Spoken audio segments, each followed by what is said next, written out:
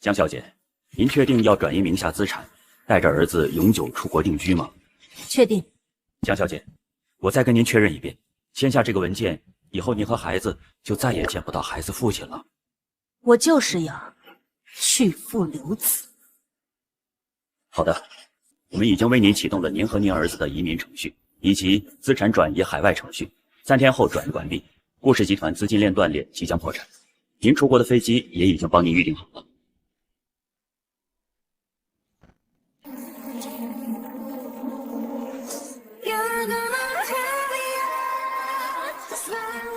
和顾文舟结婚6年后，我决定结束这段婚姻。人不会突然决定离开，除非他攒了足够多的失误。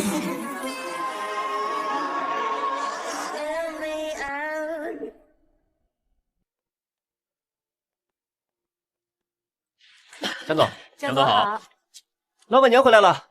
江副总，您不是病了，在医院休养吗？怎么突然来公司了？顾总可是很想您呐。恢复的差不多了，回来看看。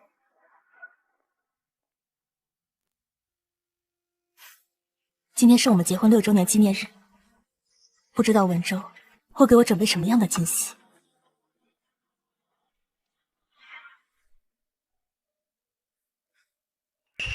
文舟，你怎么在我办公室？他是……哦，宁宁，你怎么来了？哦，他是我的实习生楚芊芊，能力很强。你怎么穿着我的裙子，戴着我的项链？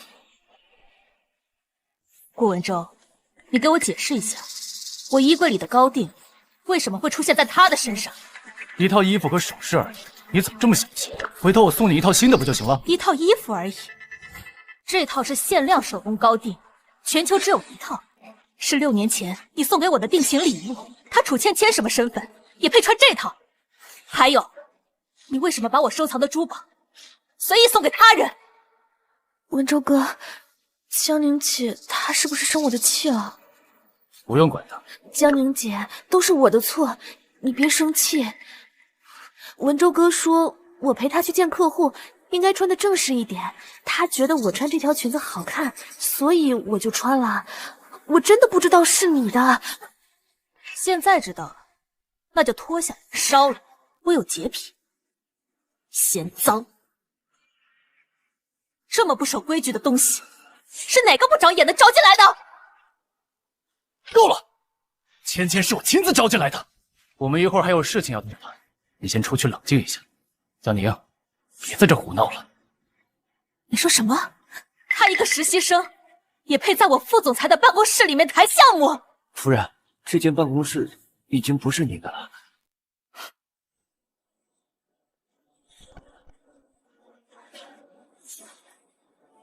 这怎么回事？我一个集团副总，公司老板娘，为什么我的私人办公室会被一个实习生给占了？江总，在您生病住院这段期间，顾总说办公室空着也是空着，先让楚秘书来用的。顾文舟，我需要你给我一个解释。阿宁，你生病住院这段时间呢，我工作很忙，没去看你是我的不对。但是不就一间办公室吗？反正你又不用，给芊芊用一下怎么了？至于这么生气吗？文舟哥，你就别再替我争了。江宁姐说的对，我就是个实习生，哪配穿这么好的裙子，有这么好的办公室？我这就搬走，把办公室还给江宁姐。不用搬，这次和秦氏集团合作，你帮了我很多，这些呢，都是你应得的。我的全家福，我的奖状，我的证书呢？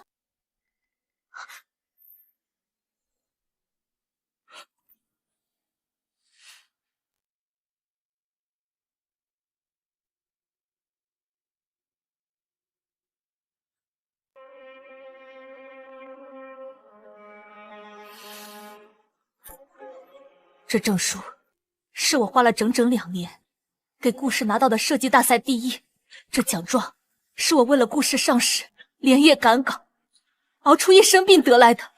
这全家福是我们儿子满月一起照的。顾文昭，你到底有没有心啊？我陪你从谷底走到现在，而你却纵容他把我最珍贵的东西扔进垃圾桶。江宁姐，对不起，我不是故意的。你闭嘴！你有什么资格站在这里叫我的名字？顾文昭，我给你3分钟，把这里恢复成原样。江宁，你闹够了没有？不就是几个破奖杯，一张破照片吗？芊芊她年纪还小，又不知道这些。可你呢？你是我老婆，是公司副总，照顾新人有什么问题？何必要闹得这么难看？对你真是太失望了。秦氏集团的人就快到了，走，我带你出去谈。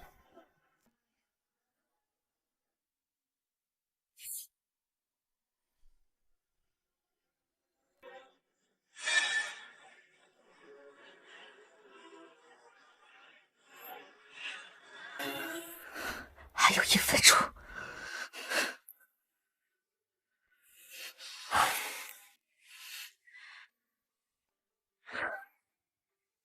时间到了，顾文昭，你既然执意要为一个实习生出头，那你就别怪我心狠了。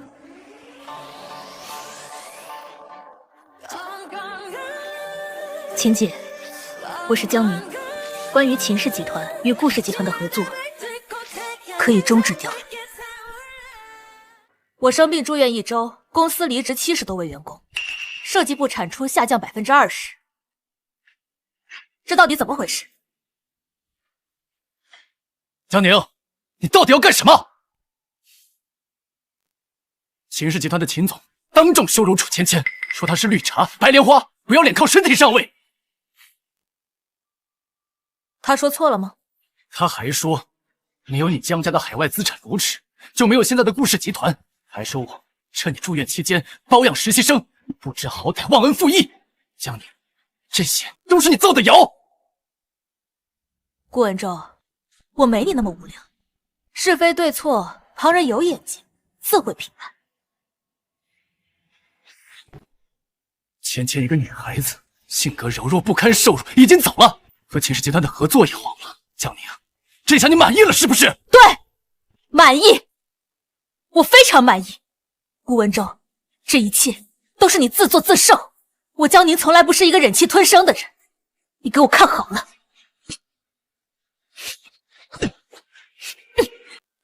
江宁，你干什么？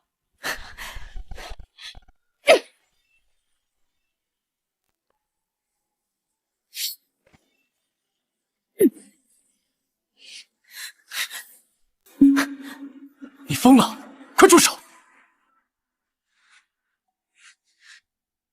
你会受伤的。我受伤还不是拜你所赐。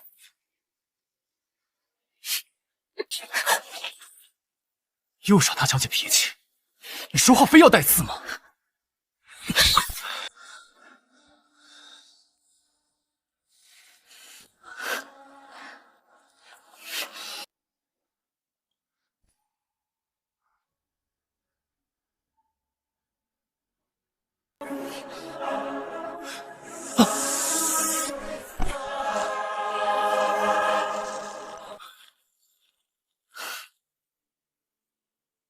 这些都是我从海外拍卖回来收藏的。江宁，到底要干什么？你毁了我的高定裙子和项链，我砸了你的藏酒，烧了你的画，这很公平。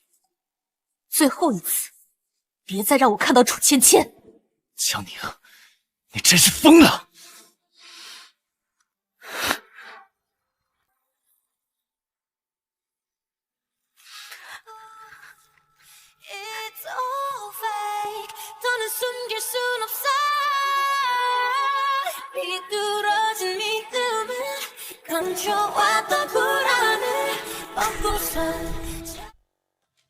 江总可是海外财阀的继承人，要是没有他，就没有现在的顾氏集团。要我说，夫人才是对公司贡献最大的那个。反正吧，江总在哪儿，我就在哪儿。我这一辈子只会死心塌地的跟着他。我也是。喂，你就是那个白莲花绿茶？挑拨顾总和夫人的感情，真不要脸！我的工牌，我的工牌！你穿着江总的衣服，戴着江总的首饰，坐着江总的办公室，整天在公司里面招摇过市。在你把江总为公司辛苦拿下的证书和全家福扔进垃圾桶里的时候，就该想到这一天，赶紧从公司里滚蛋，不然，信不信我杀你？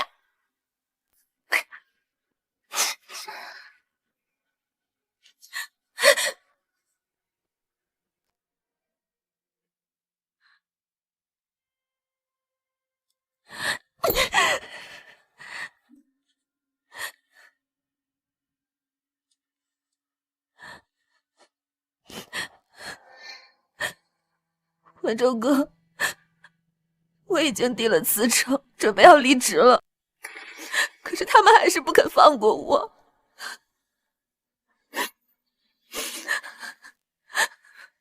再见了，文州哥，这一切都是我的个人决定，你千万不要怪江宁姐，她都是为你好。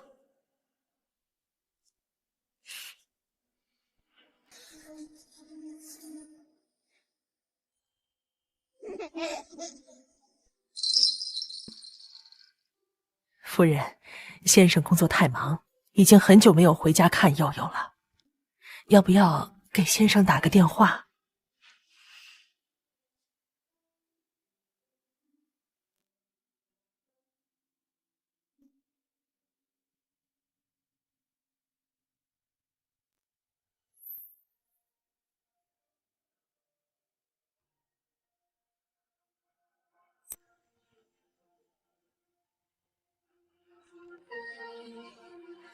？Please don't break my mind. Now I'm in the darkest part with you.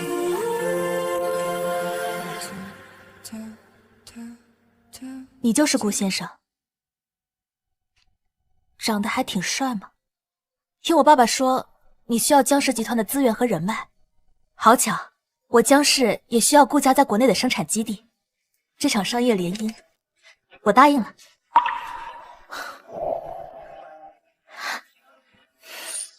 阿宁，这对我来说不只是商业联姻，我是真心喜欢你。婚后我会好好爱你，保护你，我们生个宝宝，一起白头偕老。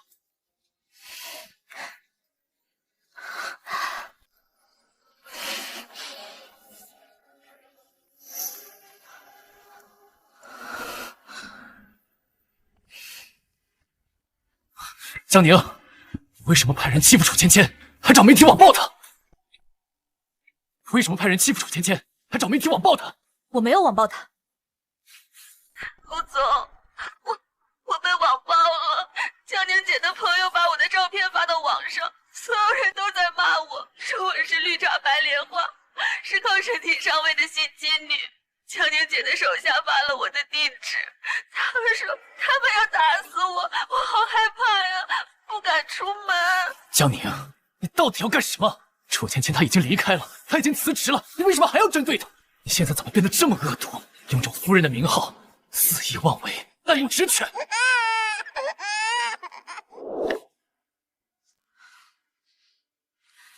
王嫂来了，先把悠悠带出去。好好好。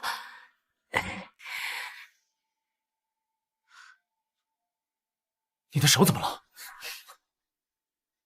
顾文正，我再跟你说一遍，楚芊芊被欺负和网暴都不是我授意的，是你无底线的纵容和溺爱，让她有了非分之想，现在连旁人都看不下去了。我和楚芊芊清清白白，什么事都没有。清清白白，会送她裙子，会送她首饰，会让她搬到你办公室隔壁，会让她离你这么近。你之前的秘书，临时在你办公室汇报工作你都不让，现在为了这个实习生频繁破例，甚至为了他当着儿子的面对我怒目相向。阿宁，顾文正，我的确是爱你，否则我当年不会嫁给你，也不会冒着难产大出血的风险生下佑佑。可我江宁不是任人欺负的人，我的眼里容不得半点欺骗与隐瞒，哪怕你只是精神出轨，我也不介意给我的儿子换个爸爸。闭嘴！我不许！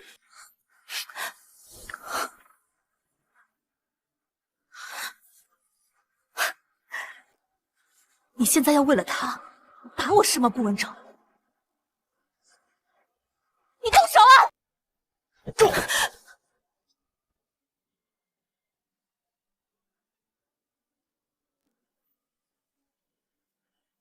江宁，是因为我娶了你，才会尊重你，对你百般忍让，才让你变得这么任性，滥用职权，伤害我的员工。楚芊芊什么都没有做错，这次我不会牺牲的，更不允许你乱来。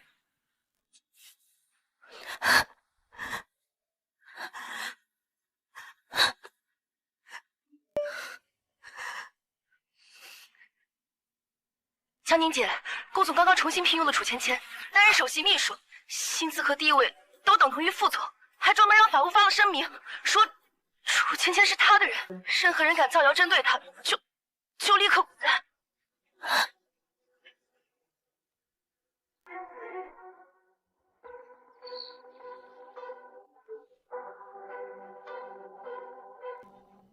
职场上的风雨都过去了，感谢顾总帮我洗清了某些小人的谣言。江宁姐，你放心，我一定会好好的照顾顾总的，绝不辜负江宁姐对我的信任。女儿啊，我听说文州最近和一个女实习生走得很近，怎么回事啊？她是不是让你受委屈了？江总，我听顾氏集团的员工说，你老公和一个女秘书关系不一般，你得小心啊。婚前，我也是家里的小公主，是江氏财团众星捧月的继承人。为了你，我几乎放弃一切，到最后，却得到一句疯女人。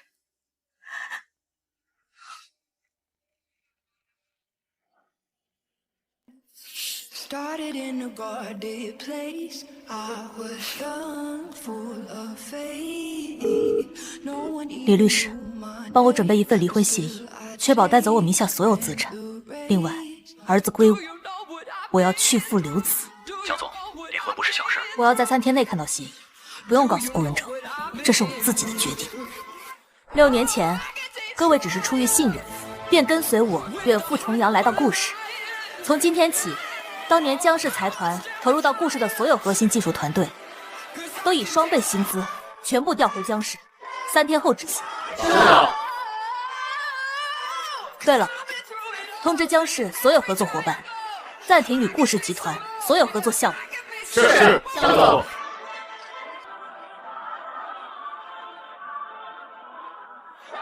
江特警，我们已经为您启动了您和您儿子的移民程序，以及资产转移海外程序。3天后转移完毕，顾氏集团资金链断裂，即将破产。您出国的飞机也已经帮您预定好了。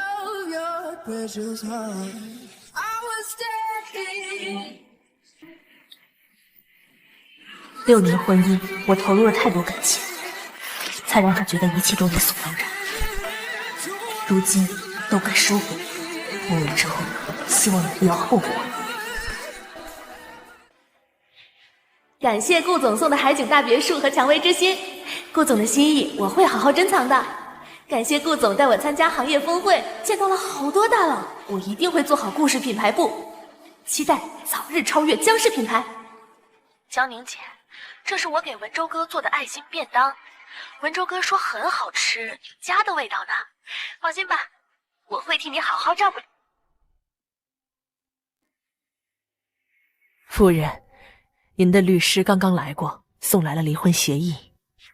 啊，您助理说私人飞机的海外航线已经申请好了，距离预定的起飞时间还有3个小时。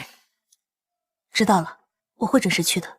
对了，王嫂，你跟我们一起出国吧，以后你就是江氏的人，我会以最高的待遇聘用你。啊，可是夫人，我只是个保姆，年纪也大了。没事，悠悠从出生起都是你一直在照顾，我怕带她离开后，悠悠会不习惯。好了妈，我知道了，我会带她来家宴的。您就是太宠着她了，才让她每次都发大小姐脾气。我怕带他离开后，会有不想的你。离开？阿宁，你要去哪儿？我刚刚好像听到你说……没什么，有事吗？哦，今天是妈妈生日，他们想让我们一起回老宅吃饭。爸妈整天念叨你，你也该回去看看了。可是飞机还有2小时就起飞了。还有，你都几天没去公司了？芊芊天天在公司陪我加班，一句怨言都没有。江宁，你要是还在闹脾气，我就自己过去。你先去吧，我随后就到。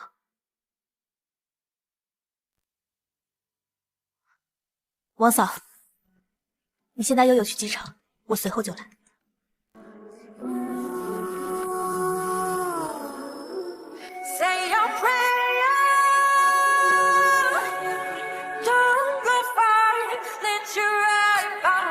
是时候把这段感情画上一个句号。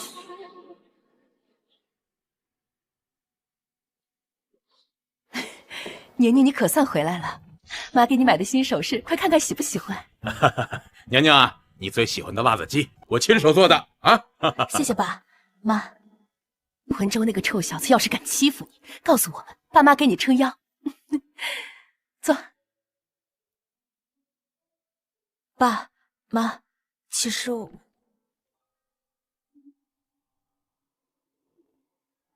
爸妈，她是楚芊芊，是我的。臭小子，今天是家宴，你带个外人回来干什么？妈，他不是外人，是我的首席秘书。我们刚处理完公事，顺路一起回来的。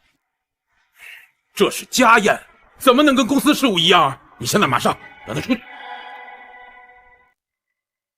伯父伯母，我只是想来拜访你们，给伯母送个生日礼物，你们别生气，我这就走。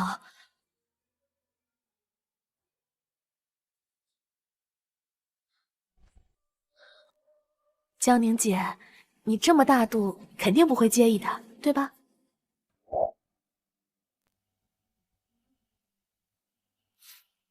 顾文舟，你怎么这么糊涂啊？你太让我失望了。王婶儿，送客。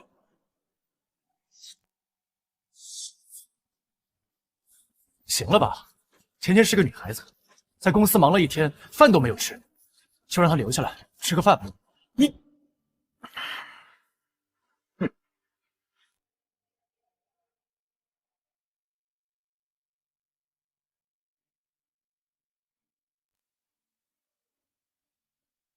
文舟哥，要不我还是……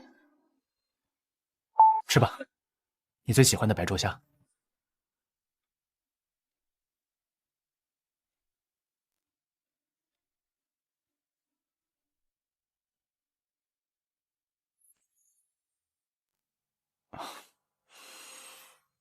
你也吃？不用了，我饱了，先去休息了。你们继续。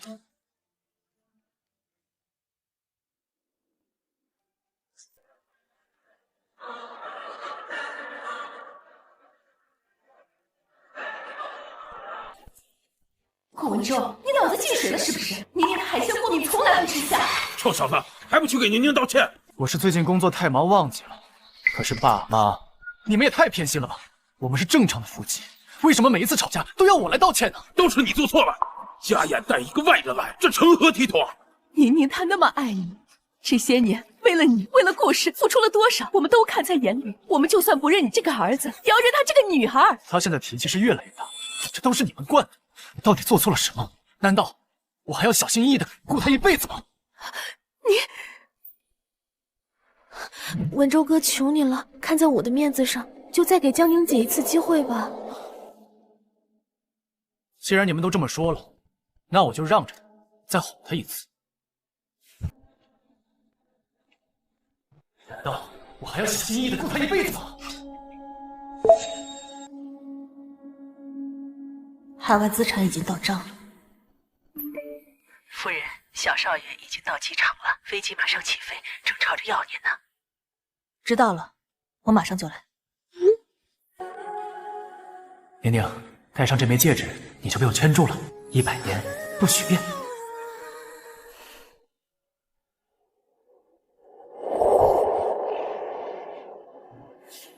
顾文舟要陪江宁一辈子，真心不变，白头偕老。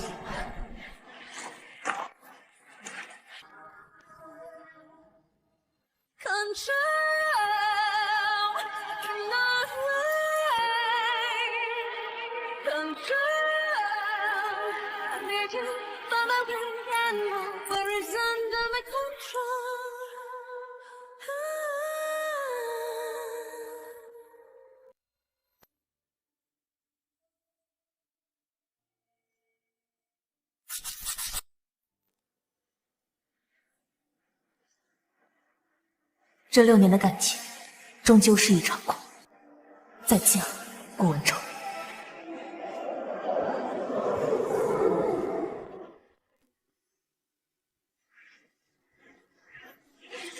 什么？他要跟我离婚？就因为这点小事，阿宁要跟我离婚？这不可能！我不相信！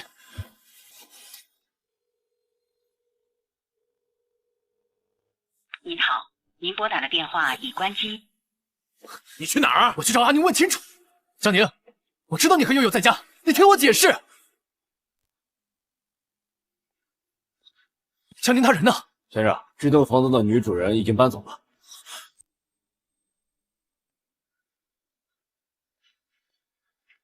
你有没有看见江宁？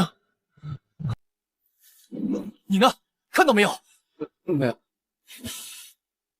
你好，您拨打的电话已关机。阿宁，到底在哪儿？文舟哥，你回来了，怎么样？找到妮妮了吗？到底为什么会这样？这结婚6年来，阿宁不是在公司做设计，就是在家照顾悠悠，他还能去哪？够了，文舟，是妈没有教好你，你才会这么幼稚。妮妮她可是海外财阀的小公主，她从一出生开始身份就是尊贵的，你觉得她就该为了你相夫教子，洗手做羹汤吗？啊！你回来了，我第一次下厨，你快尝尝，好不好吃？不用了，我出去吃。这么看，卖相好像是有点差，不过下次再努力吧。是啊，我怎么忘记了？她原来也是家里千娇百宠的小公主，也不是生来就会做这些的。宁宁性格骄傲，她不愿意和那些性格怪的贵妇应酬，可是她为了帮你，宁愿去讨好那些贵妇，陪他们打高尔夫球、喝下午茶，参加各种无聊的拍卖会。前段时间她住院，就是因为陪着那些贵妇去酒庄参加品酒大会导致的酒精过敏。不可能！这些事我怎么从来不知道？叔叔，您说的这些也太夸张了吧？江小姐好歹是江氏集团的大小姐呀，用得着讨好那些贵妇吗？是啊，爸，我从来没要求过她做这些。你就算偏心江宁，也不能乱说啊！你是不是忘了，我们顾氏5年前就只是一家2流的企业，而江氏财团手握庞大的资金和人脉，他们有更好的选择。一开始，他们根本就不同意和顾氏联姻。就因为你当年的一句承诺，他不顾父母反对，硬扛了5年的家族压力，放下身段，只是为了帮你，帮我们顾家。这些事情，你难道一次都没看见吗？啊！这些事怎么没人告诉过我？愚笨！你不知道的事情太多了。这5年来，你很少回家，我跟你爸都是宁宁在照顾。去年我老毛病犯了，坐在轮椅上半年，大小便失禁都是阿宁在照顾我，她从来都没有嫌弃过我们，就连亲生女儿都做不到这种程度。妈，你老毛病又犯了，什么时候的事？您怎么不跟我说呢？少爷，您1年回老宅也就1、2次，回来就说公司忙，想跟你说都没机会呀。反倒是江小姐天天都来这里陪二老聊天。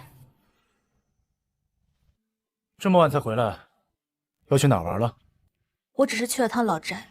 算了，我很累，不想听，睡吧，大小姐。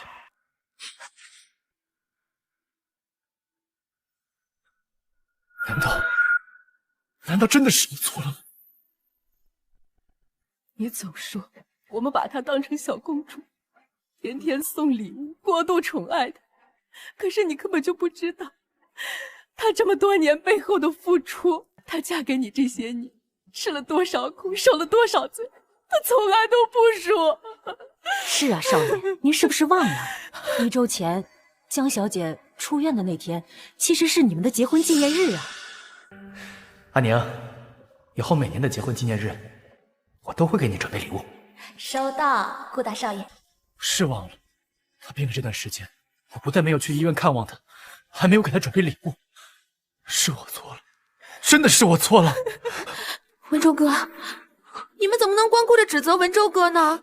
他每天工作那么忙。再说了，江宁姐明明知道，我也没住口！有心者不用教，无心者也教不会。这么重要的事情，还要怎么提醒才算啊？江小姐的礼物早在1个月前就准备好了。少爷，您不给江小姐准备礼物也就算了，怎么能在结婚纪念日上带个外人来家里为难她呢？顾文州，你怎么忍心呢？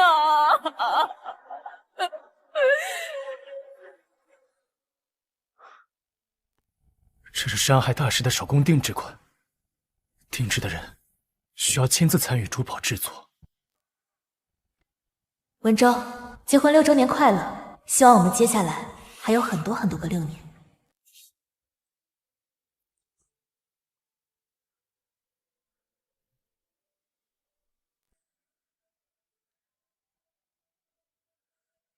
是我错了，对不起，是我错了。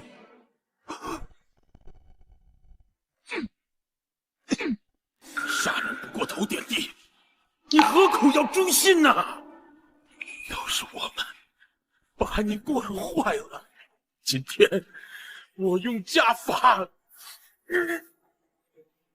就是你。是我的错，我该打。叔叔，别打了！你要是再生气的话，你就打我吧，叔叔。走开！你算什么东西？这没有你说话的份儿！把他给我赶出去，不许再踏入老宅半步！是。有什么用？晚了！宁宁她已经被你气走了。我别打了，再打就要出人命了。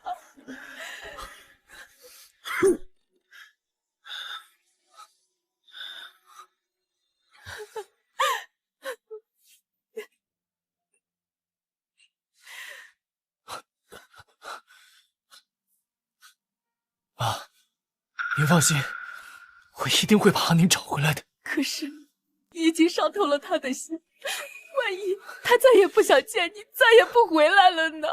不会的，还有悠悠呢，他不会放下悠悠不管的。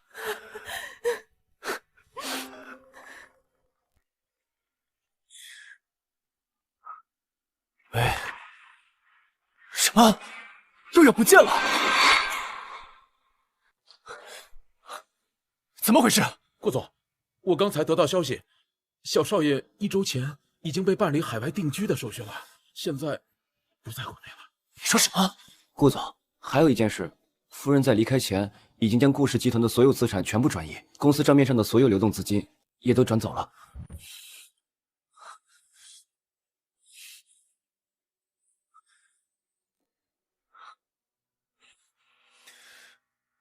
文州哥，我跑了好几家店才买到你最喜欢的冰美式，我还亲手做了便当呢。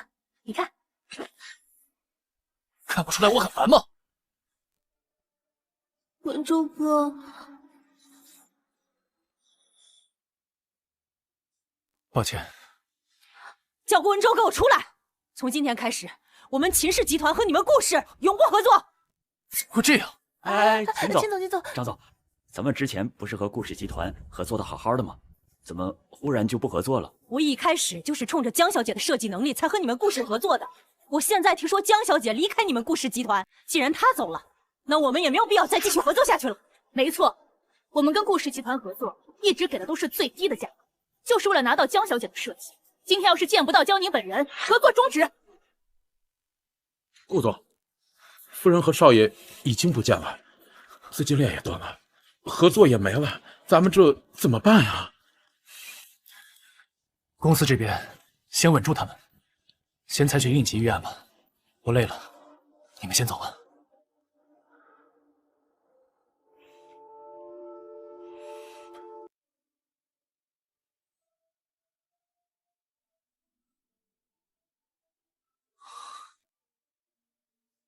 阿宁他是不是真的不会回来了？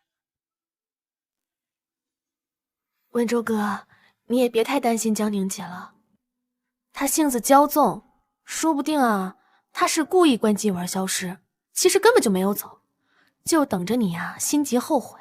再说了，你和江宁姐每次闹别扭，最后不都是她乖乖的回来找你吗？不，我觉得这次不一样。放心吧，温州哥，就算退一万步讲，江宁姐她在公司经营了6年，现在顾氏集团发展的这么大，全国1半以上的市场都是我们的，她怎么可能舍得顾夫人这个位置呢？她呀，一定会回来的。来，温州哥，喝杯咖啡休息一下，公司的事你就交给我。放心，我会永远都陪在你身边的。你是斯坦福大学设计专业毕业的，你的能力我放心，但是现在最主要的是找到阿宁和佑佑。那公司这边就先交给你了。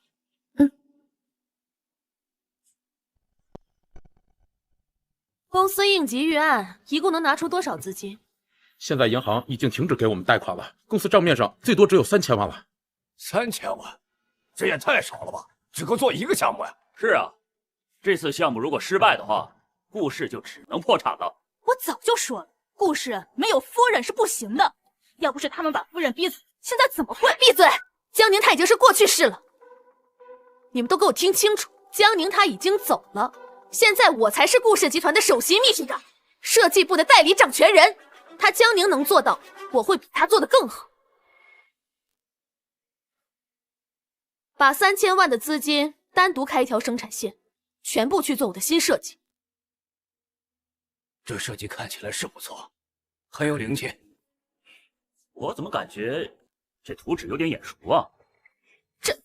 这是我的原创设计，怎么可能眼熟？可是总觉得好像在哪儿见过。我可是名牌大学服装设计专业，无懈抄袭，不可能抄袭。各位如果谁还有反对意见，可以离开公司，我不介意开除你。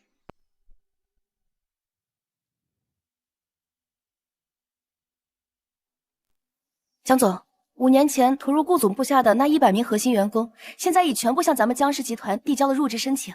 顾氏集团的股票开盘即跌停，亏损超100亿。好，顾文舟是什么反应？顾先生这段时间以来一直在找您和少爷，但是我已经将您和少爷的痕迹全部抹去，保证他不会发现什么。哦，对了，江总，有一件有趣的事情。哦，据说楚芊芊那个实习生暂时接管了您之前带出来的设计团队，还刚刚召开了高管会议，说是要挪用顾氏全部的备用资金去完成这件事。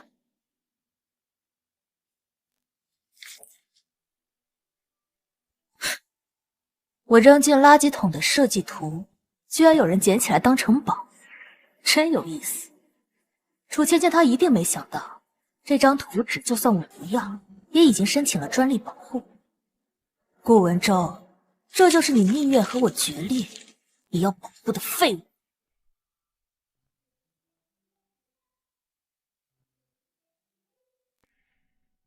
宁，这段时间以来，是我忽略了你的感受，我知道错了，请你原谅我。现在说这些，已经太晚了。去放出消息，是时候让顾文舟知道楚芊芊的真面目。太好了，江总，咱们早就该这么做了，我这就去安排。可是江总，咱们真的就打算放弃国内市场了吗？当然不，爸爸早就说过，国内才是未来的发展天下。我要亲自成立一个佑宁集团，带着佑佑，以新的身份重新回到国内，独立发展事业。我离开的那天就说过，向前走，别回头。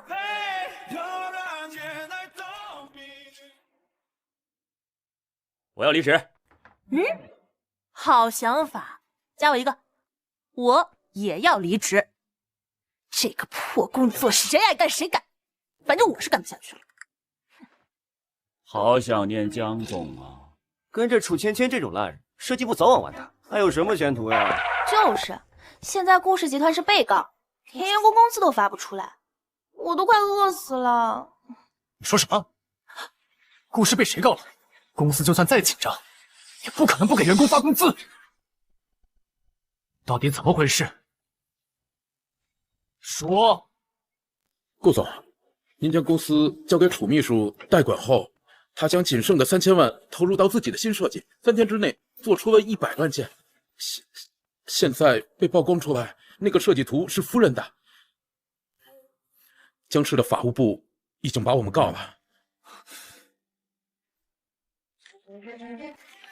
抄袭设计不允许销售，还要赔偿5000万。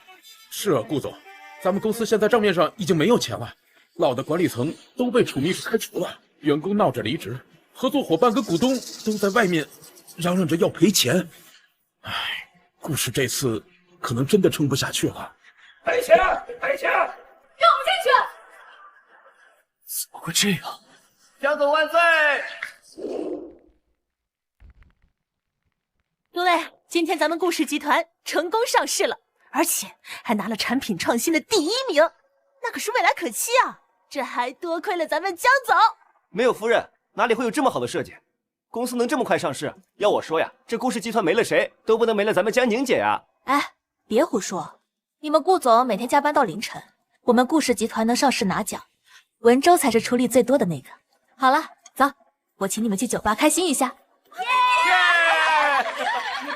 走。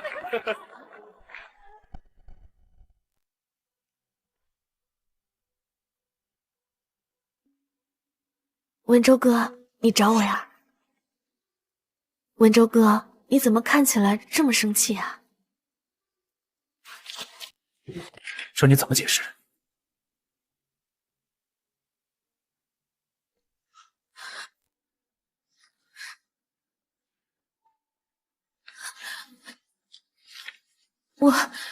我承认，这张设计图确实不是我画的，可是我也不知道这是江宁姐的作品啊，不然我不会用的。文州哥，算了，不就是3000万吗？亏了就亏了，这点钱对你来说算不了什么的，对吧，文州哥？算不了什么，这是顾氏集团仅剩的一丝生机。楚芊芊，你1个月工资不到8000，怎么好意思说3000万不算什么？你可知道，阿宁他当年为了给顾氏拿到设计大赛第1名，将近通宵1个月，每天只睡3小时。文州哥，我知道，在你心里面我比不上江宁姐，她什么都比我强。有的时候我也羡慕，如果我有她这么好的出身，我也想做什么就做什么。好了，我不是这个意思。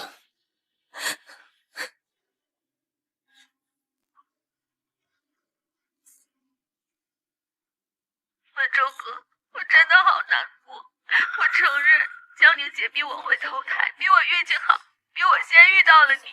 可是我才是最懂你的那个。这次如果你不好好跟我道歉，我会很伤心的。顾总，还要跟上次一样给楚小姐准备礼物跟惊喜吗？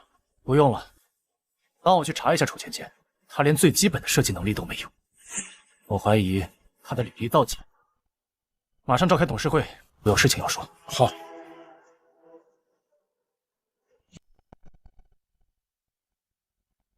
逆子，看看你干的好事！顾氏交到你手上才几天，就要倒闭了。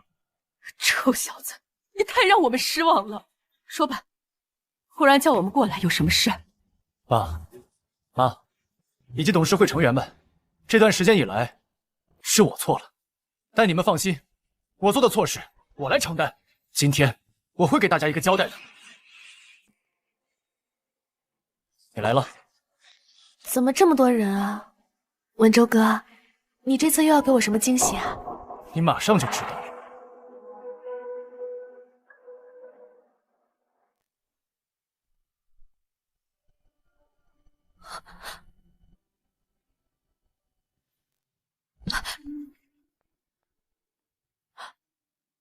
文州哥，顾总，你这是做什么？天哪！楚芊芊以前竟然是地下酒吧陪酒的，还被老男人包养，还当过小偷。不对呀，他不是斯坦福大学毕业的高材生吗？不是还拿过全球世纪大赛金奖吗？不是，不，这照片不是我，这照片都是假的，不是我。文州哥，这肯定是弄错了，你快把照片删掉啊！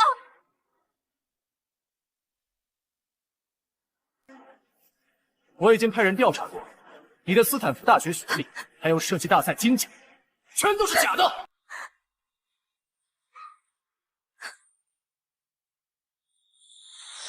还有我撞你的那次车祸，也是你精心设计过的。你的目的就是为了躲过公司调查，直接接近我。楚芊芊，你真是让我恶心。文州哥，不是这样的，你要相信我，肯定是有人诬陷我。楚芊芊，你就别狡辩了，我亲自打过电话，你的母校、你的同事，他们都不认识你。各位，楚芊芊学历造假，资质造假，我今天以顾氏集团总裁的身份将她辞退，从今以后不准踏入公司半步。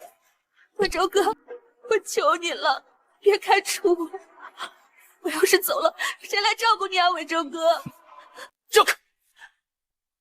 我不需要你的照顾，你已经犯罪了，我已经报警了。文州哥，不要，不要！你这个逆子啊！我说你什么好？为了一个当过小偷的陪酒女，你居然三番五次的打破底线，不惜赶走你自己身边最亲近的人。没用的，就算你把楚芊芊开除了，又能怎么样？顾氏集团现在负面新闻缠身，合作都没了，马上就要破产了。我只想要我的宁宁回来，你现在做这些有什么用啊？宁宁她已经走了。是我错了，我知道错了，可是我已经把楚芊芊开除了，这就是我的态度。我相信阿宁一定会原谅我的。妈，阿宁他还是爱我的，他只是生气了。你说他一定会原谅我的，对吗？顾总，我之前调查了楚芊芊在公司的监控，发现了一些证据。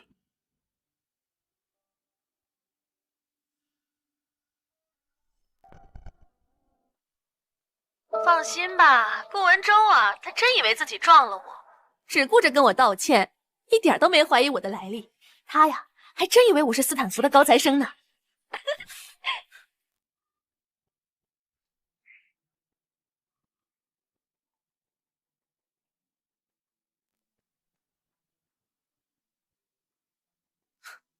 江宁，什么狗屁总裁夫人？不还得给我乖乖让位吗？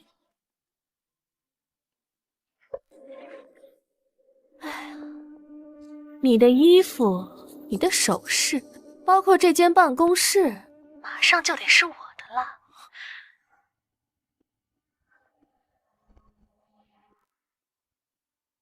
很快，就连你的老公顾文州也要是我的了。怎么会这样？江宁，你闹够了没有？不就是几个破奖杯，一张破照片吗？芊芊她年纪还小，她不懂这些，我对你真是太失望了。记住，等我离开公司之后，你们就开始买水军，疯狂网暴我，千万不要留情。他顾文州容易心软，到时候肯定会用更高的价格再把我招回去，看他江宁还拿什么跟我斗。原来我从来没信过阿宁说的话。顾文州，我再跟你说一遍，楚芊芊被欺负和网暴都不是我授意的。够了，楚芊芊什么都没做错，这次不会牺牲的，更不允许你乱来。文州，你看看你做的什么事儿！你竟然为了这样一个垃圾，伤到了宁宁的心，她再也不会回来了。对不起，阿宁，都是我的错，我会用我的余生去弥补你，对你和悠悠好的。各位，无论付出什么样的代价，务必要找到夫人，求她回来，麻烦各位了。江总，按照您的吩咐，江氏资本在国内成立了佑宁集团，这里就是佑宁集团的大楼了。我们已经联系了国内合作商，其中金钟首富集团对此特别有兴趣，想约您今天面谈。好，可以。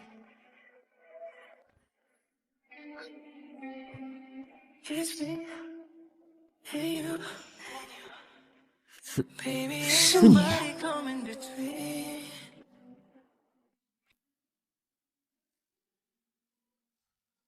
没想到爸爸让我来见的合作对象居然是你，好巧。是啊，自从江家去海外发展生意后，我们快有10多年没见了。江宁，我们2个以前也算是青梅竹马两小无猜吧。你别跑！等我长大了，我要嫁给你。好啊，说好了，不许反悔。其实今天不是凑巧。傅慎行，没错，我一直都在等你。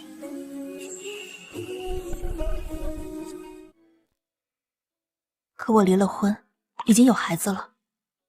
没想到年少时的一句诺言，这么多年，你居然一直没有结婚。没办法，年少时遇到太惊艳的人，以至于到后面遇到的人都差点意思。傅慎行，其实我明白你的意思，但是很抱歉，婚姻6年，我好像已经失去爱人的能力了。这么长时间以来，等你这件事情我早已习惯了，我可以一直等。阿宁，我只需要你点头，同意我站在你身边。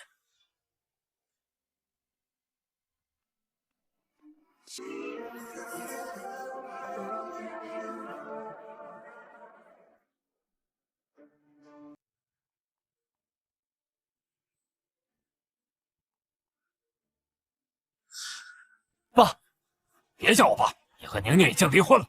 当年从一开始我就不同意这门婚事。爸，我现在满世界都找不到阿宁，求您告诉我她在哪儿，我真的很想她。无可奉告。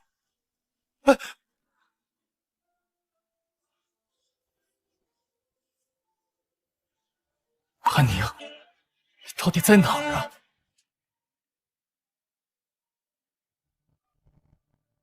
顾总，国内忽然出现了一个新的佑宁集团，势头很猛，已经抢占了我们很多份额，要不要调查一下？你们随便吧，我现在只想找到阿宁。等等，佑宁集团，佑佑和宁宁，一定是阿宁回国之后创立的，太好了，我现在就回国跟阿宁道歉。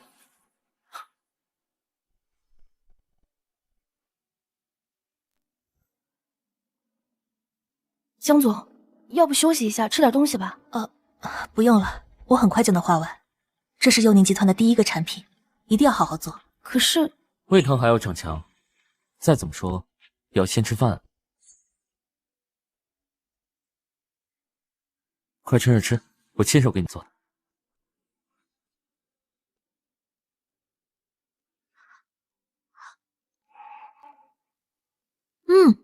没想到你一个大男人厨艺这么好啊！那当然，你小时候吃饭可挑剔了，厨师做的你都不喜欢。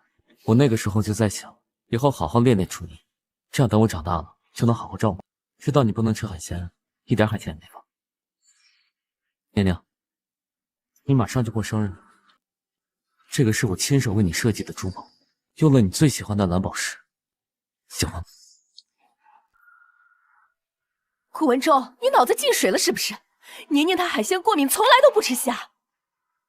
顾文舟，你为什么把我收藏的珠宝随意送给他人？还呆着想什么呢？没什么，只是被人偏爱和在意的感觉，真好。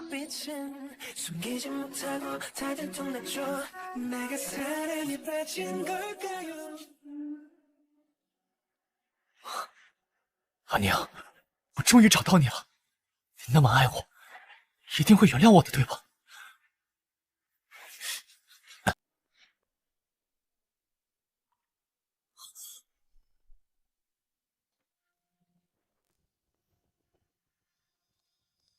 请问，这里是佑宁集团总裁的办公室吗？是你，江总的前夫怎么来了？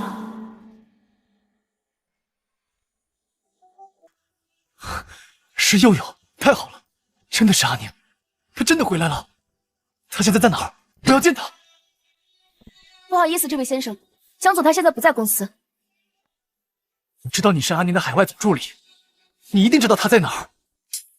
求你了，让我见他一面可以吗？我现在满世界都找不到他，真的快崩溃了。抱歉，顾先生，我不能这么做。江总离开公司前特意交代过，他们参加家宴这段期间不允许任何人打扰。他们除了阿宁参加家宴，难道还有其他人吗？抱歉，不方便透露。好，我知道了。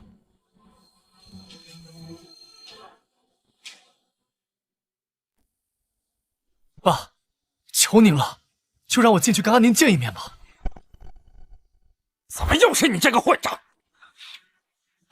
爸，你别叫我爸！你做了那么多对不起我女儿的事，你还有脸管我叫爸？明明她现在不想见你，你走吧。呀，算了，让他进去吧。再怎么说，他也是悠悠的爸爸，总不能一辈子不见面吧？再说了，宁宁现在跟他离婚的事儿，总得说开了有个结果。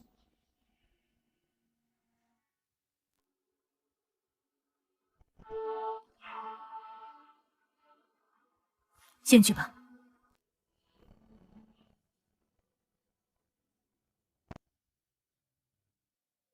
你坐吧，宁宁马上就要回来了。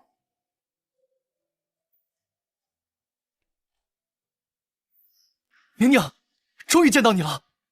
顾文舟，你怎么来这儿了？宁宁，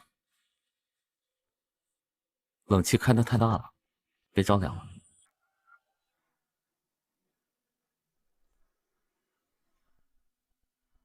你谁呀？凭什么照顾我老婆？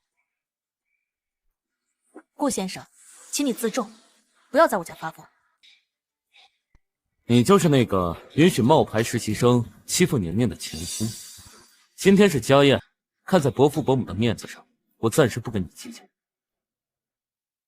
宁宁，菜马上凉了，去吃饭吧。好。站住！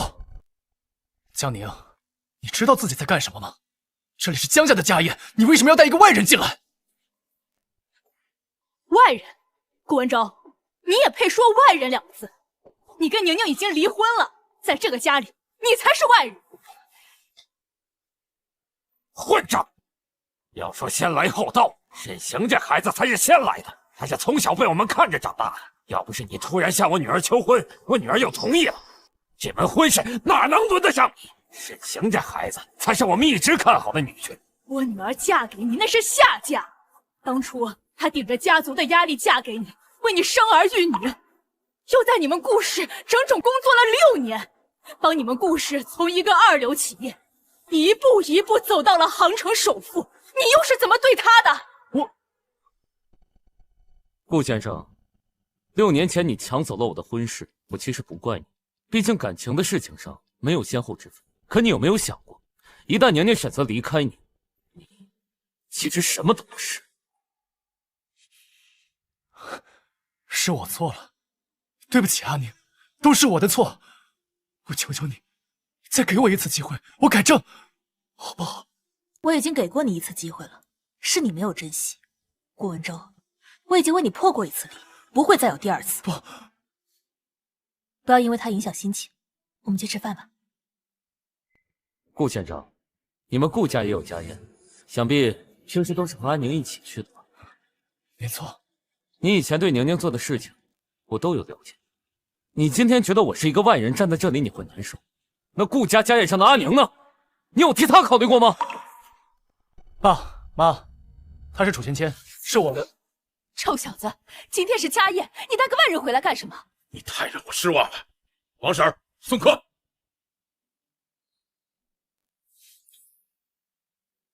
行了吧，芊芊是个女孩子，在公司忙了一天，饭都没有吃，就让她留下来吃个饭。你。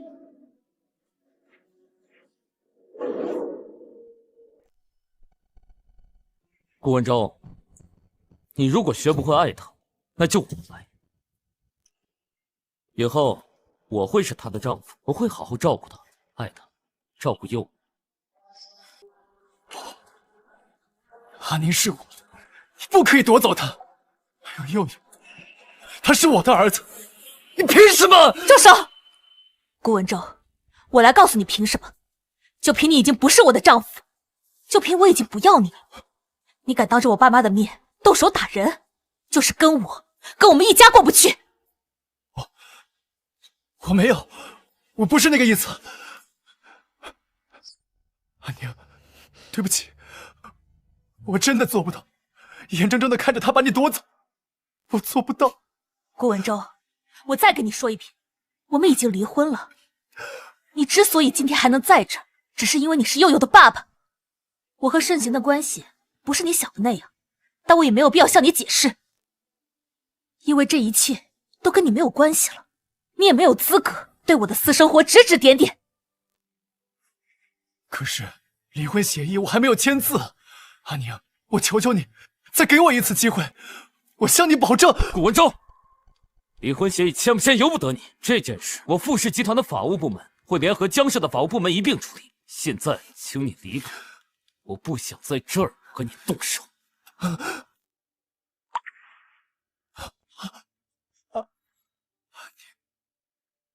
顾先生，请。阿宁，等一下，阿宁，阿宁，宁宁，这些都是你最爱吃的，多吃一点。宁宁啊，你结婚5年，这些温暖都是我曾经拥有的，只是没有好好珍惜。爸妈，这些年忙于事业和感情，忽略了你们，对不起。一家人说什么抱歉的话呀？明天跟着爸爸一块去钓鱼。来，干杯！干杯！失去了才知道后悔。阿宁，你要是能回来就好了。原谅我，我愿意一辈子去弥补你。对不起。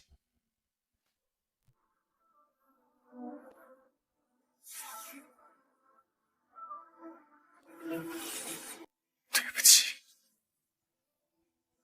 对不起。对不起。文昭，你怎么了？文昭，走，我送你去医院。阿宁，你终于肯原谅我了。阿宁，阿宁，这是在哪儿？我怎么在医院？啊，顾先生，你醒了，你已经3天没有吃饭了，低血糖晕倒了。文昭，走，我送你去医院。医生，是谁送我过来的？阿宁他人呢？哎，顾先生，您别乱动，送你来的人已经走了，不过我这里有他的联系方式。王嫂，昨天晚上是王嫂送我过来的。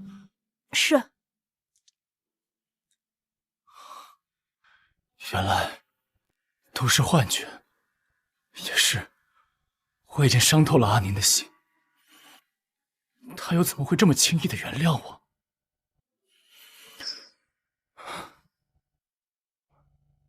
王嫂，谢谢你救了我。不用道谢，我其实昨晚上并不想救你，可是佑佑才1岁，我实在是不忍心他才这么小就没了爸爸。我已经很久没看过佑佑了，我想看看他，可以吗？这……顾文舟想看佑佑，让他看。可是我怕他……王嫂，顾文舟毕竟是佑佑的爸爸，佑佑刚出生时待在保温箱里，是顾文舟守在病房门口3天3夜没合眼。佑佑的玩具装满了一整个别墅，都是顾文舟买的。他是对我做了很多错事，对不起我，可是他没有对不起佑佑，他有探望佑佑的权利。这样吧，每周给他3个小时探望佑佑的时间。给你。谢谢。我也好久没有来过游乐园了，差点忘了，其实我也还不到30岁，在没结婚之前还是个孩子呢。游乐园这种地方，每一对情侣都会来，我带你来，只希望你开心。文舟，我做了一个新的设计，你要不要看看？这是什么？我们已经好久没有出去玩了，要不周末……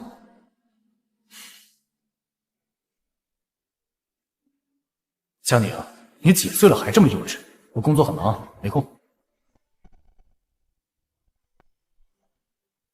盛行，你知道吗？在我嫁给顾文舟这6年里，我有很多个身份。我是顾氏集团的副总，是顾文舟八面玲珑的夫人，是佑佑无所不能的妈妈，是公公婆婆眼里几乎完美的儿媳妇。可唯独没有做过我自己，差点忘了，我也有享受生活的权利。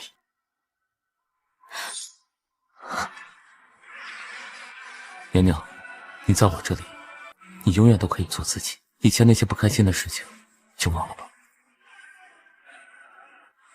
年年，今天我们把整个游乐园都玩一遍。来，年年。或许我真的可以再踏出那一步。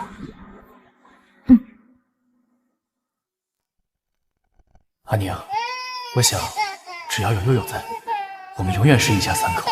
不过佑佑都1岁多了，你这个当爸的怎么连抱个孩子都不会呢？佑佑乖啊！抱歉，是我之前工作太忙了，很少抱佑佑。他从出生你就没有抱过他，佑佑现在不让你抱也很正常。江小姐其实工作也很忙，可是她不管再忙，每天早上去公司之前也会陪佑佑玩半个小时。那边都是佑佑喜欢的玩具，你拿个玩具来陪他玩吧。来，你的玩具。来，佑佑。哎呦，这是怎么了？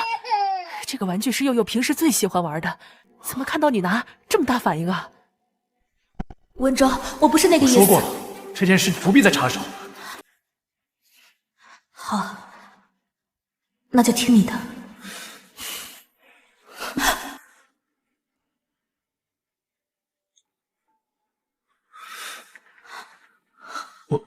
文舟，其实我没有那么大野心，我只是想让你陪儿子玩一会儿。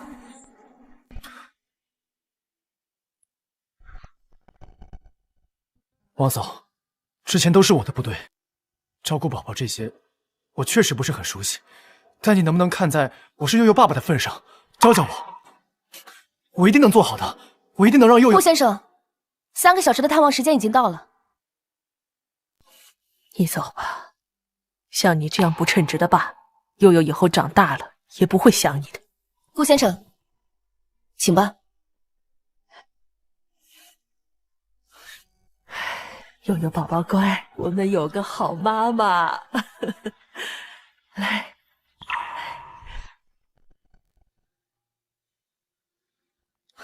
文舟，你快来看，我们孩子会叫爸爸了。真的？喂，芊芊，是你脚崴了？怎么这么不小心？你在原地等我，我现在来接你。我有急事，得先走了。他的事，难道比我们孩子第一次开口说话还重要吗？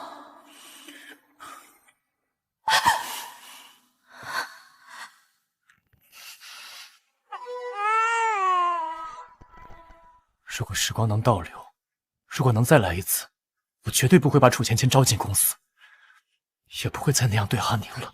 文舟哥，楚芊芊，你不是应该被抓起来了吗？怎么会在这儿？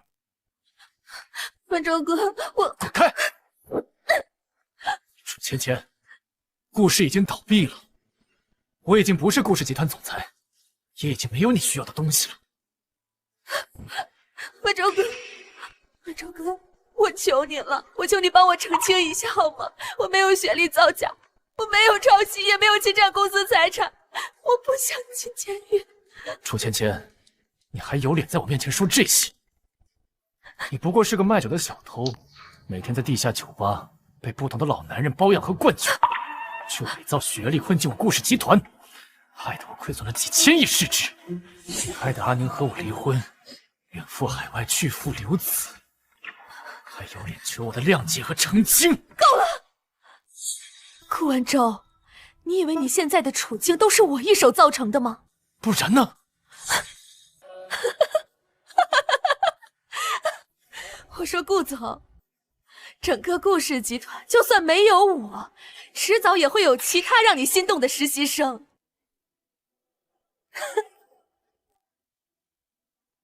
因为你早就厌烦了江宁，你觉得他这辈子都不会离开你，永远都会在你身边。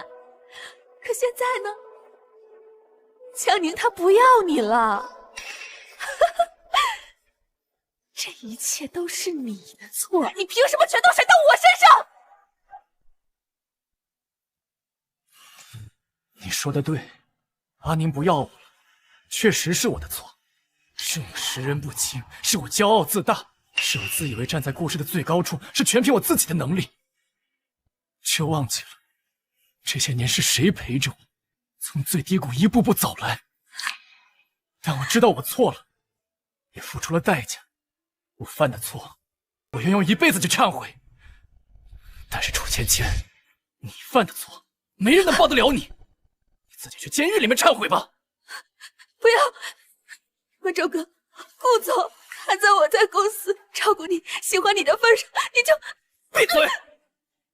楚芊芊，你真是让我恶心。滚！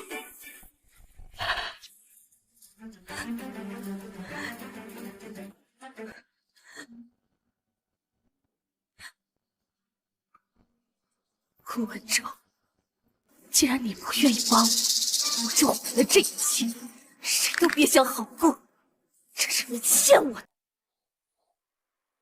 下面我宣布，获得本季度最佳合作称号的是江宁小姐和傅慎行先生。那就多谢傅总的支持了。不用谢我，阿宁，你能得到今天这个奖，全靠自己能力出众。创办幽宁集团不到1个月的时间，就已经走到今天这个高度，你的未来会更加辉煌。两个年轻人真是年轻有为啊！是啊，听说他们俩还不到30岁呢，就这么有能力。不过你看呀，他们俩还挺般配的。江小姐这样优秀的人，居然甘心在顾氏集团当了5年的副总。哎，早知道是这样，就让我儿子也去追她了。那我现在不得是首富啊！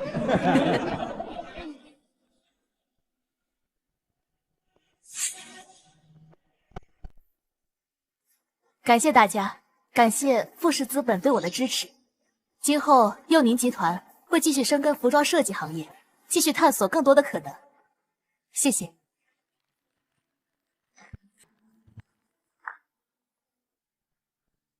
宁宁，刚才你在台上发言的样子真的很闪闪发光，就像小时候一样，你在我心中永远是骄傲的。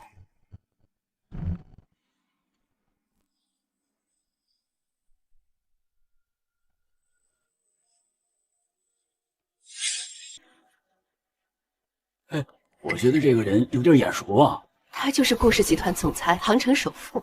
3年前，顾氏集团在服装行业可是第1呢，当时可是他亲自来领奖的呢。可我不是听说顾氏集团负面新闻缠身，已经倒闭了吗？他还来干什么？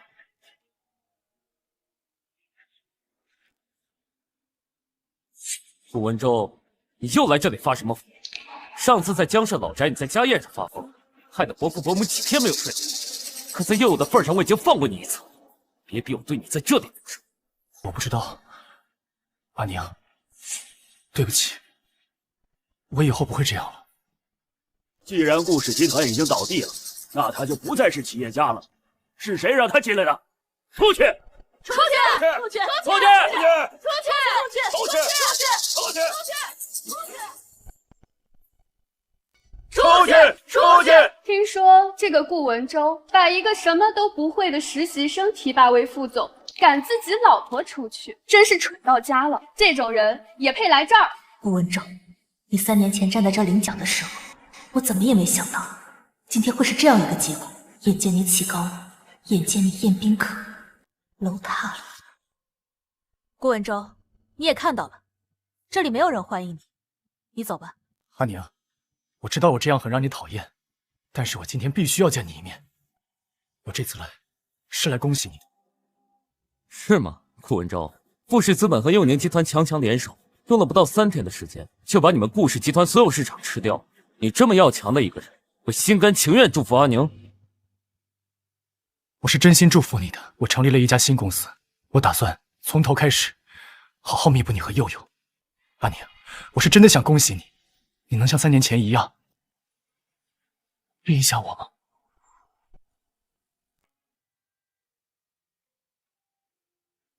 宁宁，我拿到奖杯了，你看，顾氏集团年度第1。文州，恭喜你啊！谢谢你，宁宁。没有你的帮助，我也拿不到这个奖。未来的日子里，我们一起努力。顾氏的难关已经闯过去了，我以后会对你好的。那恭喜你啊，顾总。任行，我们走吧。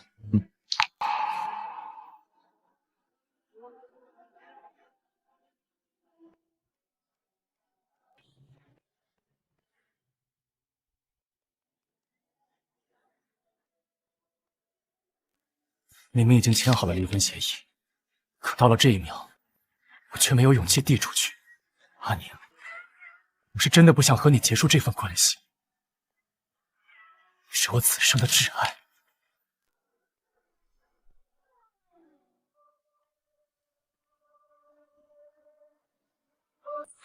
阿宁，要怎么样你才肯原谅我？顾文州，你不是不愿意帮我，不是要我去坐牢吗？我能撞你1次，就能撞他江宁第2次。今天我就要让你尝尝失去最爱的人是什么滋味。晚上想吃什么？我给你做。只要是你做的都可以。好，那我们就去老宅，给伯父伯母也做一顿。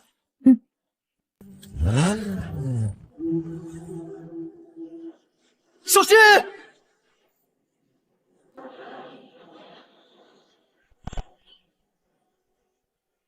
阿宁，我愿意用我的生命换来你的幸福，这就是我的道歉和弥补。怎么回事？这个车怎么开不动了？该死！这是怎么回事？好了，出来吧。放开我！放开我！你干什么？原来是你搞的鬼！你是谁啊？凭什么对我的车动手脚？楚芊芊，我可不是顾文州这个蠢货，你已经伤害了宁宁1次，我绝不允许你伤害她第2次。害她酒精过敏的事，我不会就这么算。你怎么知道？你怎么知道？不是说了，让他们把高度数白酒给换了吗？怎么还这么难受？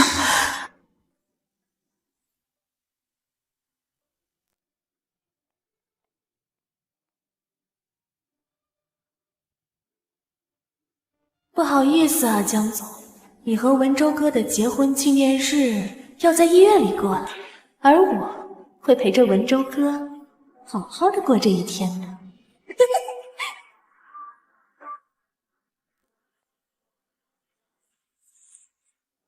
富士资本养的这些私家侦探，如果连你这拙劣的手段都查不出来的话，那我叫他们有什么用？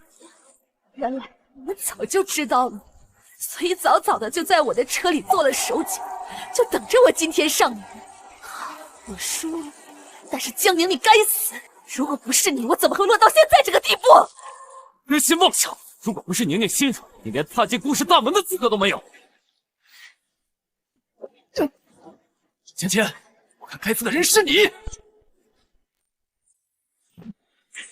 楚芊芊，我看该死的人是你！没想到阿宁过敏住院，居然是你造成的。楚芊芊，做人怎么可以恶毒到这种程度？真是瞎了眼，才会把你招进顾氏集团。你闭嘴！他江宁哪点比我好？他只不过比我会投胎而已。如果他不是出生在江氏集团，怎么可能比我强？坐在顾夫人这个位置上的，这应该是我。你真是疯了！楚芊芊，你错了，财富是出生就有的，能力却是后天修来的。你之所以会被顾氏集团辞退，是因为你除了那些见不得人的肮脏手段，什么都没有。你胡说！你所谓的能力，不过是用卑微到泥土里的手段，用尽心机去讨好一个男人。而你所谓的设计图，更不过是从我的垃圾桶里捡来的二手垃圾。你不过就是利用顾文州泛滥的同情心，扮演受害者，博取同情，靠取悦男人上。你所谓的能力到底在哪？在我眼里，连阿宁的一根汗毛都比不上。我杀了你！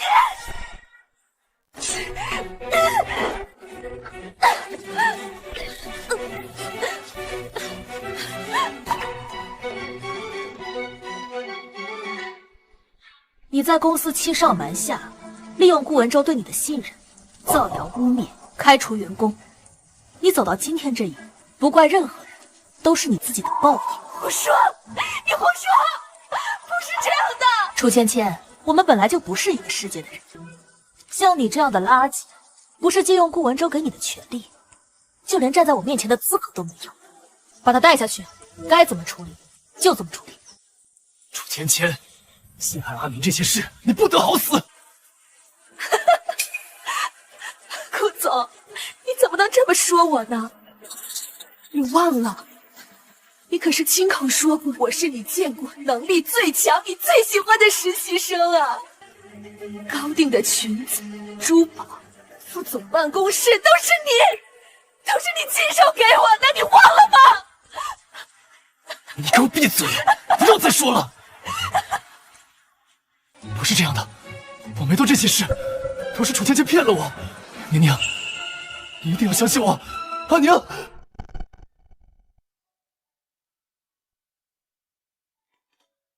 伯父伯母，吃水果。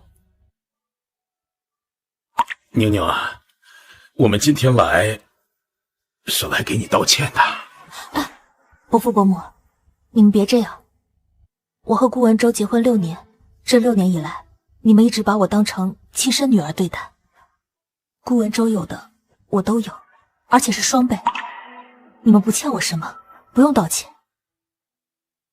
文州这个混账，都是被我们给惯坏的。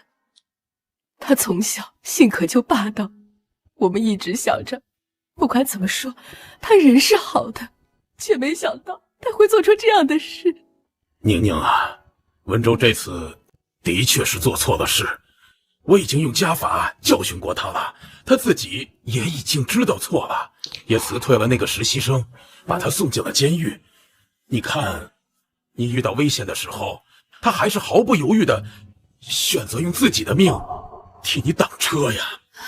是啊，你们毕竟有这么多年的感情，而且还有佑佑。其实文州这孩子他本性并不坏，我们想着还是希望你们能重新和好。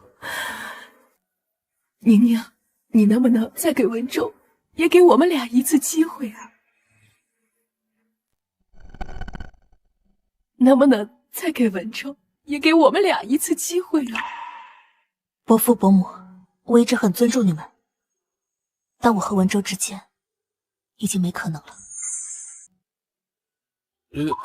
不管怎么说，那文州也是我养了这么多年的孩子，他现在的状态太让人担心了，我们不想让他后悔一辈子呀。你念在夫妻一场的份上，能不能……我知道顾文州其实没有出轨，他只是精神上背叛了我们之间的感情。但是很可惜，在感情的世界里，我的眼里容不下半点沙子。我和他之间，真的没可能。有些错一旦犯了，就再也没有回头路了。我明白了，妮妮，终究还是委屈你了。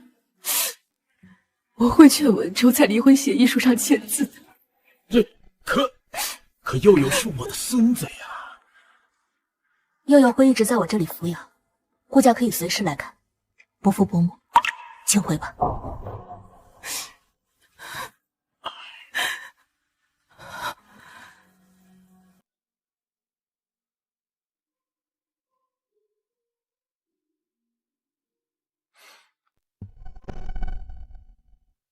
刚刚吓我一跳，我还以为……你怕什么？我当然怕了，你可是我等了20年的宝贝，要是又被抢走了，那我该怎么办？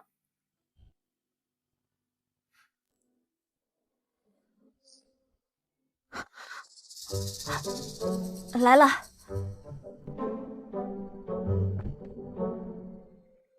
这是什么？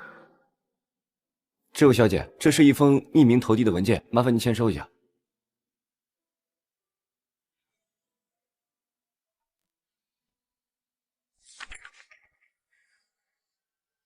这6年的婚姻走到最后两败俱伤，一身伤痕。从今往后，我和顾文州彻底分道扬镳。我只想做好我自己。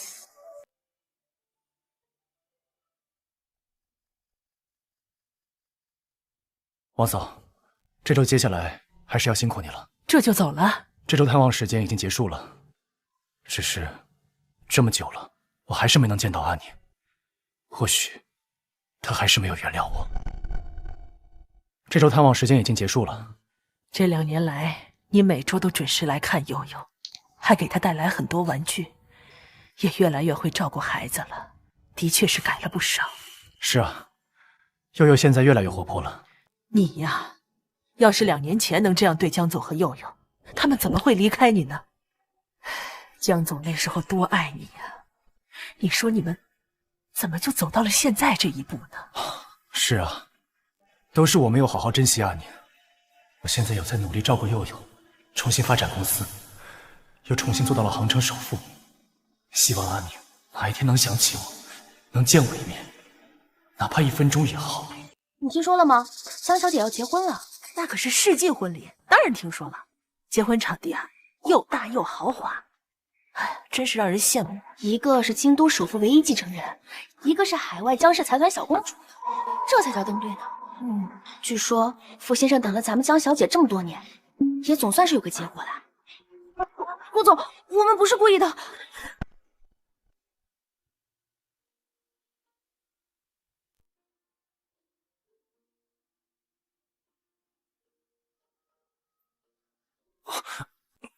真是郎才女貌，太登对了。是啊。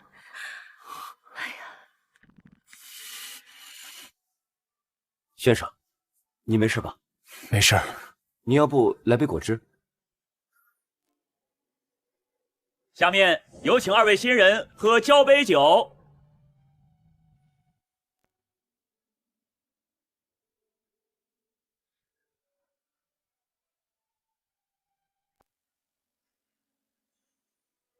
祝2位新人的生活甜甜蜜蜜，幸福永远。我确实想喝酒，可我想喝的是8年前那杯交杯酒。先生，您说什么？没事，婚礼还没开始，我想到处看看。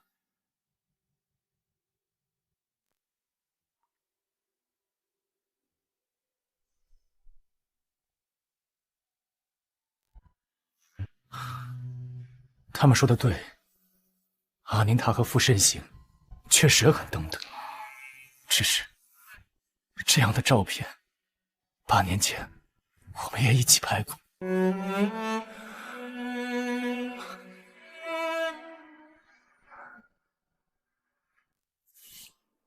2位离得近一点啊，再近一点儿。哎，好，对着彼此互相笑一笑。文州，嫁给你我很开心。偷偷告诉你，其实不是商业联姻，是因为你是我第一眼就喜欢的男人，我这辈子都不要和你分开。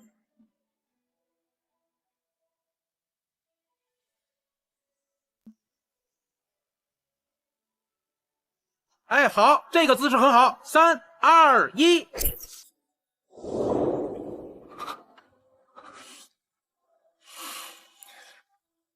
我做梦都没有想到，有一天我的妻子阿宁会和其他男人拍婚纱照。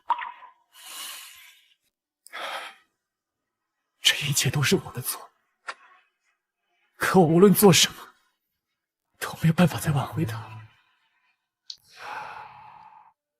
哎，这位先生，您是新娘的哥哥吗？这我怎么以前没见过你啊？啊，这位先生，您是新娘的哥哥吗？这我以前怎么没见过你啊？算是吧。我说呢，我是盛行的哥们儿，他今天要结婚了，我是真替他高兴啊。哎，你知道吗？我和盛行还有江宁那都是邻居，那会儿他还住在京市呢。傅盛行和江宁啊，从小都是一块长大的。从这江宁出生开始，就被认定了是傅家未来的儿媳妇儿。这傅家人对他老好了。是吗？这件事我从来没有听阿宁提起过。其实也不是什么愉快的事儿，毕竟这谁能想到，长大以后我这哥们儿的婚事居然被一个二流企业家的儿子给截胡了。这先来的居然打不过后来的，你说这算什么道理？我就想不明白了，这盛行哪点比他差了？我这哥们儿可是跟我说了，他从几岁的时候开始对江宁就是一见钟情。一见钟情？儿子，你看，这位江小姐啊，就是我跟你说的江氏财团的继承人。她这次回国啊，主要是找合作伙伴。今晚所有人都是冲着她来的。咱们故事啊，要是能以她做，哎呀，那可就好喽。她真好看，我原来对她也是一见钟情。这位先生，你说什么？没什么。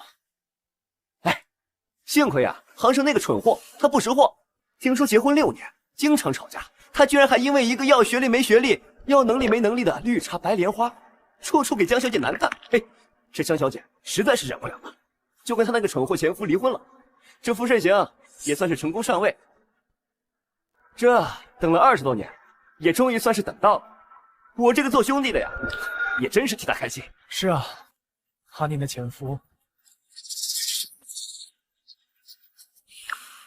不过我听说这江小姐对她的前夫还是有感情的，要不然当年也不会冒着难产大出血的风险给他生孩子。哎呀，真是。悠悠，差点忘了，我们还有悠悠。哎，这婚礼马上就要开始了，你要去哪儿啊？为了悠悠，也为了我自己，争取最后一次。现在有请新郎新娘入场。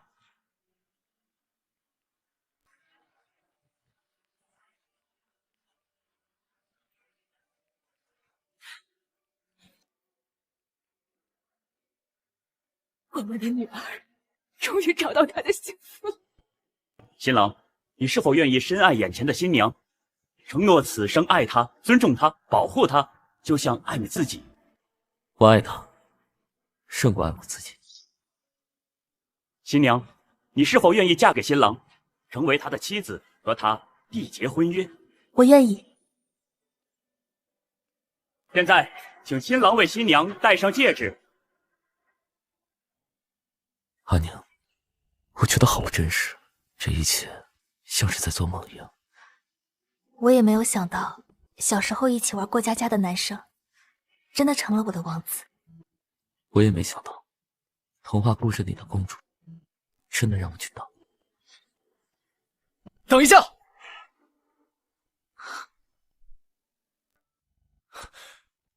等一下！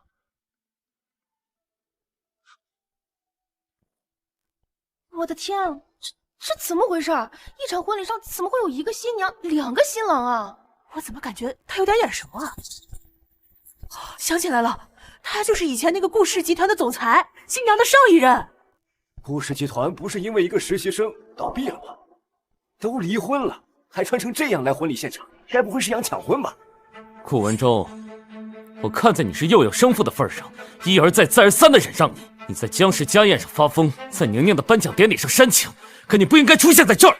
这是我和江宁的婚礼，伤害了他整整6年，还不够吗？沈行说的对，顾文忠，你别忘了，2年前我女儿就已经和你离婚了，她现在好不容易找到了幸福，你还想拆散她吗？我们江氏不欠你的，宁宁她更不欠你的。她为你生了孩子，照顾你6年，你还嫌不够吗？谁让你进来的？你给我出去！伯父伯母，对不起，我不是来打搅阿宁的婚礼的。我如果今天不这么做的话，我会后悔一辈子。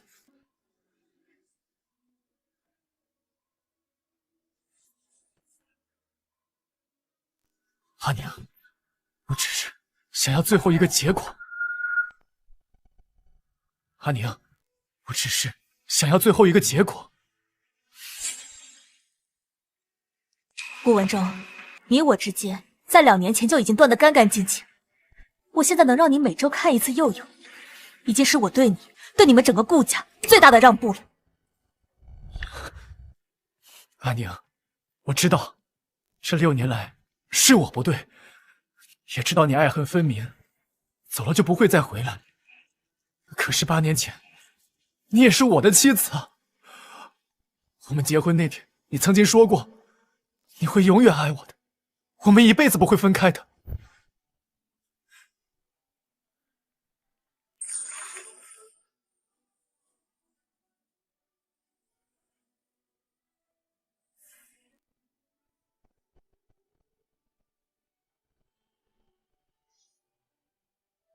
宁宁，从今天开始，你就是我的妻子了。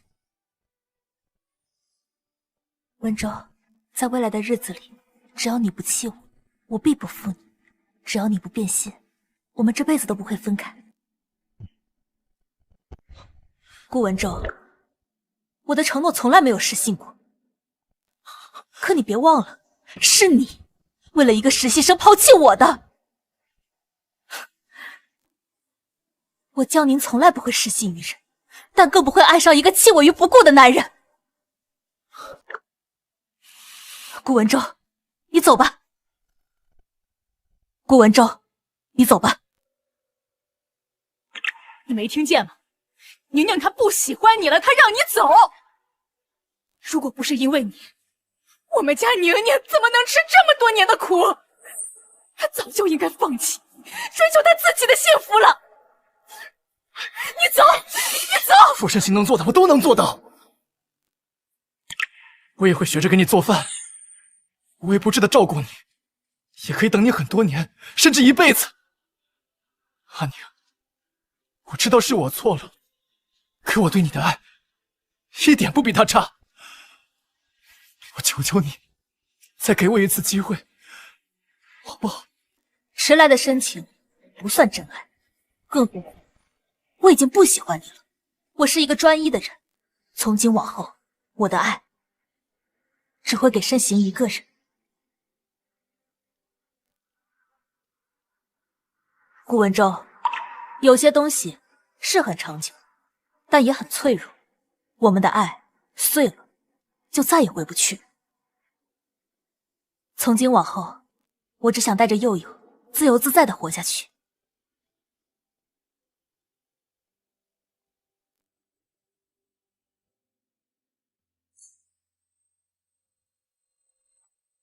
这一刻我才明白，有些人失去了就是一辈子。